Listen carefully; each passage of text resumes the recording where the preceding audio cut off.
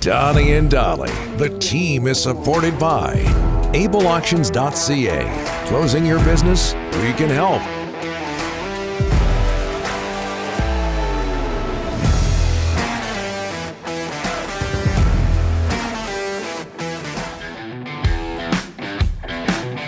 Donnie and Dolly, the team, our title sponsor, previous home of Excalibur, Able Auctions. Today's guest brought to you by Langley Chrysler, including Thomas Drance. He's standing by. This season is filled with holiday magic, and at Langley Chrysler, they are celebrating by giving you up to $10,500 off Ram and up to 15% off Jeep. As well, they're giving you an extra holiday cash gift, and they will donate a second cash gift to a family in need. To learn more, visit us online at langleychrysler.com. Canucks have won 2 games in a row. They start a 6-game homestand tomorrow against the Pittsburgh Penguins at Rogers Arena. Joining us to talk about that from The Athletic, Thomas Drance. How are you, sir?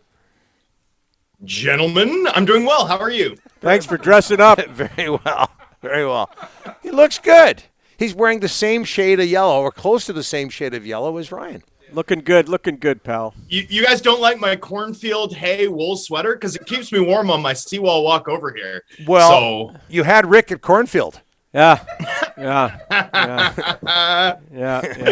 No comment. But we don't want to get into that. Hey, can you envision Mike Gillis returning to Vancouver as general manager?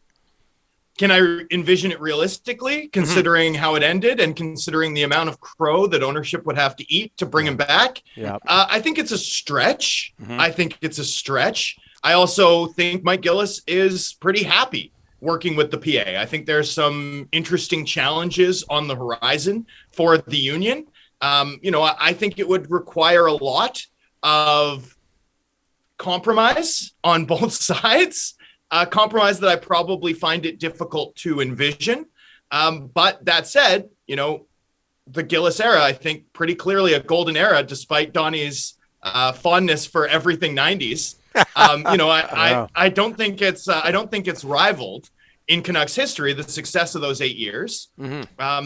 So I mean, certainly that would be a novel approach for the organization to take. Do I see it realistically being a top line consideration? Boy, I think it would take an awful lot to have those two sides get back together. Is Lawrence Gilman a candidate? Would he be a candidate? I haven't heard his name. Yeah. I haven't heard his name, but when you think about Lawrence and the work in Toronto and what that team has accomplished while he's been there, what the Marlies have accomplished while he's been there, and also the fact that, Lawrence would not be ownership eating crow, right? Like that wouldn't require ownership to admit that they were wrong. It would sort of be a repudiation of a personnel decision made during the Linden era, which I think is a more realistic thing to envision occurring. In Lawrence's case too, I think you're looking at a far lower executive salary than you would be with some of the, whether it's Mike or whether it's a person like a Jim Rutherford, someone with a ton of experience in that president of hockey operations role.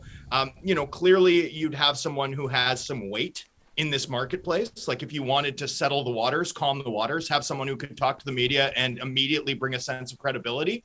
I think Lawrence would check that box. So an interesting one. I haven't heard any sort of official rumors linking him to the job. But I could see it makes some sense. To me, that seems a more likely possibility. Like if I was handicapping it, that would seem like a more likely possibility than Mike returning. Hey, Thomas, Pettersson is averaging 13 minutes a game in 4 of his last 5 outings. Brock Besser hasn't scored in 12. What's going on with these two? Yeah, it's complicated, I think. I mean, when I look at Besser, the one thing that stands out to me is the stride. And I talked to him after the morning skate in Pittsburgh last week, and he admitted that the injury that he sustained right before training camp opened, which I don't know that had been officially confirmed by anyone, but Besser did tell me that he sustained it right before camp opened after a good summer, and that he felt like his skating was a little bit at issue, that he wasn't quite getting to the battles that he needs to win a little bit with his quickness and his speed with the same pace that perhaps he had a season ago. I think that's evident personally, like watching him play, there just doesn't look to be the same power in his stride. I do think that that's a big factor. I also think a huge factor for Besser, because I look through the underlying profile and I see a guy who's getting shots and attempts and a variety of sort of the things that I look for in terms of a guy's form, drawing penalties, all of that's consistent or better than what he managed a year ago. What's lower than what he's managed a year ago is on ice shooting percentage and shooting percentage. So for Besser, I look at a guy who, yes, for sure, the Canucks aren't generating enough when he's on the ice, not nearly as much as they have in the past. To me, I think that's partly a result of just a diminished skating stride as he works back to full health. As for the rest of it, I sort of see a guy who's due to regress in a positive direction. The Canucks need to generate more when he's on the ice, but even if they don't, we should see him score more over the balance of the season than we have to this point, just as his puck luck sort of comes back to a career equilibrium for him. As for Pettersson, I wrote a lot about Pettersson on the trip. I chatted with him at length after the Montreal game, put my recorder away for that chat just so that he could perhaps speak a little more freely. And I do think that the weight of the world's been on him. I do think the contract has weighed on him. I do think that the expectations and his failure to deliver on them has weighed on him heavily. I also think that, there's a common thing that elite athletes go through where you forget how hard it is. When you have to sit out, when you have to live a normie lifestyle as you recover from a significant injury like he had with his wrist, you forget how hard you were working beforehand. And it's hard to tell someone, a proud athlete who thinks they're working really hard, that they're not working as hard as they need to, because you legitimately just forget that to hit the levels of human performance that you need to succeed in this league, the way Elias Pettersson has in the past, you need to be at like 105% human capacity. Even if you're 103%, you're off. And so I do think that there's just it's not rust, it's just a lack of instinctiveness. He's not finding the solution to the problems the way that he usually does and the way that he needs to, considering that he's not a player who's particularly fast. He's certainly not a player that's particularly big. He needs to be ahead of the game to succeed. I don't think he's been there enough, but I have seen some signs over the last 3-4 games, in my view, even against Ottawa. Like, there were some sequences against Ottawa where I thought he looked sharp in a way that we haven't seen as much of from him this season. Certainly against Montreal, against Philadelphia, has hit a couple posts. I think Pettersson's going to be fine and he's going to come around, but obviously the start to the season has been enormously frustrating for him. And, I don't think it's unfair to say that it's been a key factor that has sunk this Canucks season. And Thomas, Travis Green said something to the effect of he felt this team could have been 3-1-1 on that 5-game road trip. Some people would agree with that. Some people wouldn't. They won their last 2. Did you see improvement from the Canucks away from home? Yeah, I mean, I'm shocked that people wouldn't agree with that. I think you look at the Columbus game, and I thought they played really well. I thought they played really well in the Boston game as well. So, I think those were 4 really good performances on the heels of a Pittsburgh performance that I would have called a debacle. Like, I just thought they weren't good at all. And worse than that, I thought you could legitimately sort of look askance at the work rate in that game. And that for me is where things sort of verge into the unacceptable. Look, they sort of rebounded from that, and they had 4 really good performances on the road, and you've got to give them credit for working. And you've got to give the coaching staff credit, considering all the noise around this team, all the rumors of names that could replace them, for finding ways to get that effort level out. You're sort of at a point of the season for a coaching staff typically where the emphasis becomes not about getting improved performance out of guys, but just is about keeping spirits up and keeping the work rate high. And that's unfortunate, but that's what happens when you're out of it, like clearly out of it, in early December.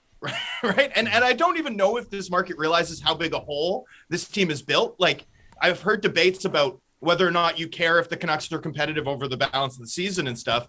And it's like, you could win from here on out at a 90-point pace. You could perform over the last 60-ish games like a playoff team, and you'd still end up probably in the bottom 7 or 8 teams in the league.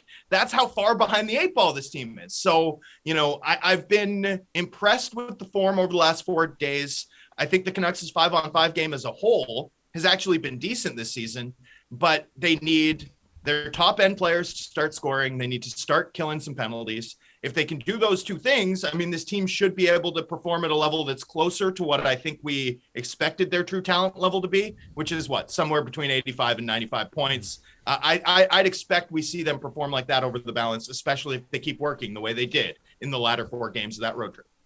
Thomas, now time to find some long lost family members for you. We got another one here. We just, all right, right there. We just, Vin Troyer. Yeah, we just. God rest his soul. Donnie found it. Anyways, love it. There you go. I mean, haven't we already used Dr. Evil? No. Didn't you guys already use Dr. Evil on Halloween? We're gonna run out. There's been a lot here, Thomas. I can't remember all of them. I mean, you used the character, and now you've used the guy who played his clone. Sorry, the guy who played his clone. Right. Yes. So you guys this is getting meta now. Yeah. You guys are getting meta with your Baldwin references. I appreciate that. Thomas, we were gonna put a picture of Kevin up, but we thought it maybe it wouldn't work. Yeah. Anyways. Yeah, coming up next week, a picture of me. A picture of Donnie in the 90s. Being no. better than this? Yeah. Or the 80s. Easy. Yeah. At least very true, but at least there was hair there. Yes. Okay. Lots of hair. As opposed to now. Yeah. Fair. Okay. Thomas, Time thanks. is cruel. Yes. Thanks so much, Thomas. Appreciate it. Cheers, boys. Thomas All right, Drance, Thomas. The Athletic Connection, Pittsburgh. Good guy, tomorrow. Thomas.